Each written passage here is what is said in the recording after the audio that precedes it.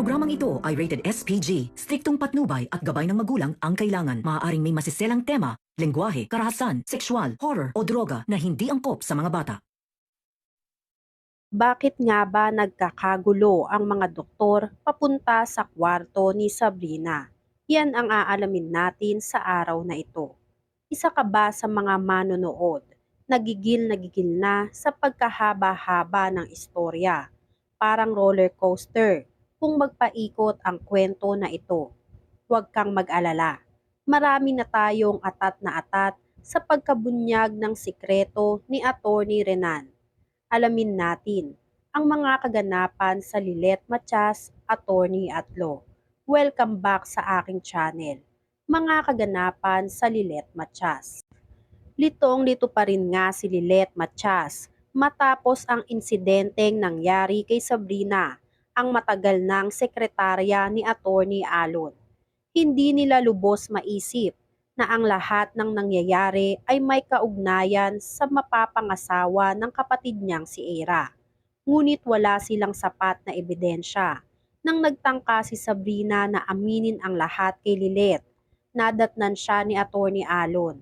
Kaya ang pagsasalitan sana ni Sabrina ng tungkol kay Attorney Alon ay naudlot sa hindi inaasahang pangyayari.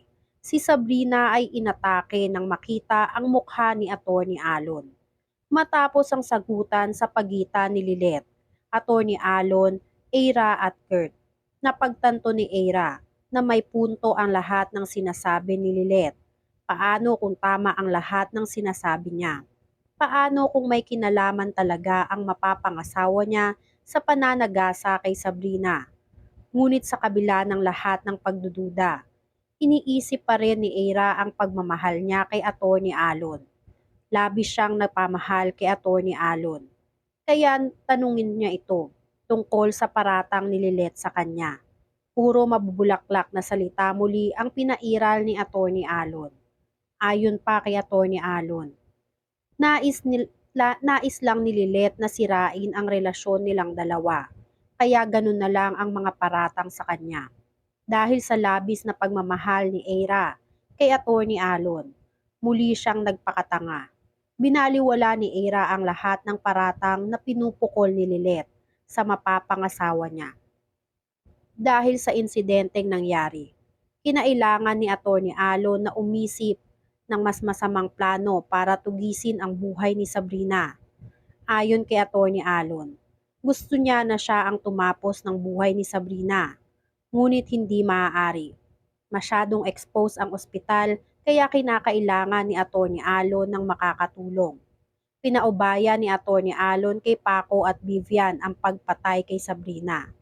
Wika ni Paco, susundin nila ang pinag-uutos ni Attorney Alon kung babayaran sila agad ni Attorney Alon. Masyado nang marami ang utang ni Attorney Alon, kaya hindi na sila papayag na magdagdagan pa ang pagkakautang nito sa kanila. Walang nagawa si Attorney Alon, kundi ang sumang-ayon. Kahit hindi niya alam kung saan pa siya kukuha ng pera pambayad sa mga tauhan. Palalabasin nga nila na aksidente ang nangyari kay Sabrina. Matalino si Attorney Alon.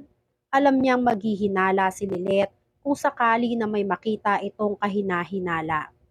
Sa ospital, inutusan si Kurt na bumili sa labas ng gamot na kinakailangan ni Sabrina. Ayaw sana ni Kurt na iwan si Sabrina habang wala si Lilet. Ngunit napilitan siya. Kailangan ni Sabrinang makainom ng gamot sa taktang oras. Kaya lumabas si Kurt. Nakakuha ng tiyempo si Paco at Vivian. Nakita nilang wala ng bantay sa kwarto ni Sabrina. Kaya agad silang nagmadali papunta sa loob. Pagpasok ni Paco sa loob ng kwarto, nagising si Sabrina. Wika ni Paco, wala nang tutulong di umano kay Sabrina. Katapusan na ng buhay niya. Sa takot ni Sabrina, wala siyang ibang magawa kundi ang umungol. Nagbabaka sakali na may makarinig sa kanya na ibang tao. Ngunit bigo si Sabrina. Nagtagumpay si Paco sa pagturok ng insulin sa dextrose ni Sabrina. Maya-maya, unti-unting nawala ng malay si Sabrina. Dahilan para bumaba ang lahat ng aparato na nakakabit sa kanya. Nagkagulo ang mga doktor papunta sa kwarto ni Sabrina. Agad namang nakapuslit ang masasamang tao na si Paco at Vivian. Sakto ang pagdating ni Lilet. Kitang-kita ni Lilet kung paano naging aligaga ang mga doktor papunta sa kwarto ni Sabrina. Nagsimulang mataranta si Lilet. Kitang-kita ni Lilet kung paano sagipin ng mga doktor ang buhay ni Sabrina. Walang humpay ang mga doktor sa pagligtas sa buhay ni Sabrina, kahit huminto na ang pulso nito. Si Atty. Alon na walang awang nag-utos kay Paco at Vivian na tuluyan si Sabrina. Sinigurado na hindi na makakaligtas pa si Sabrina. Ayon kay Paco, sigurado sila na patay na si Sabrina nang iwan nila dahil tumunog di umano ang flatline. Nabunutan ng tinik si Atty. Alon. Mabuti at wala na si Sabrina. Habang pinagmamasdan ni Atty. Alon ang larawan ng kanyang ina kasama siya. Wika ni Atty. Alon, walang ibang makakapigil ng mga plano ko, kahit pa si Sabrina. Dagdag pa ni Atty. Alon, hindi pa siya tapos sa lahat ng mga plano niya. Tatapusin niya ang lahat ng nasimulan niya para makamit niya ang hustisya na nararapat para sa kanyang inang nabayapa. Maagang nagdiwang si Atty. Alon sa pag-aakala na ligwak na ang buhay ni Sabrina at nagtagumpay na siya sa masamang balak niya kay Sabrina. Sa ospital, ang lahat ng pag-aalala ay napawi, pati na rin ang pagod ng mga doktor na hindi nagsawa sa pag-revive kay Sabrina. Himalang bumalik ang pulso ni Sabrina. Ngunit ayon sa doktor, comatose ngayon ang kalagayan ni Sabrina at kinakailangan nilang obserbahan ito hanggang tuluyan ng maging stable ang lagay. Hindi mapigilan ni Lilet na mag-isip, bakit si Sabrina pa? Kung kailan si Sabrina lang ang kaisa-isahang tao na magiging pag-asa ni Lilet sa pagtuklas ng buong katotohanan tungkol kay Atty. Alon. Bakit ang kaisa-isahang pag-asa niya ay nasa bingit ng kamatayan? Lumakas ang pagdududa ni Lilet na may alam si Sabrina. May gusto siyang sabihin tungkol kay Atty. Alon. Kaya mas lumalakas ang kutob ni Lilet.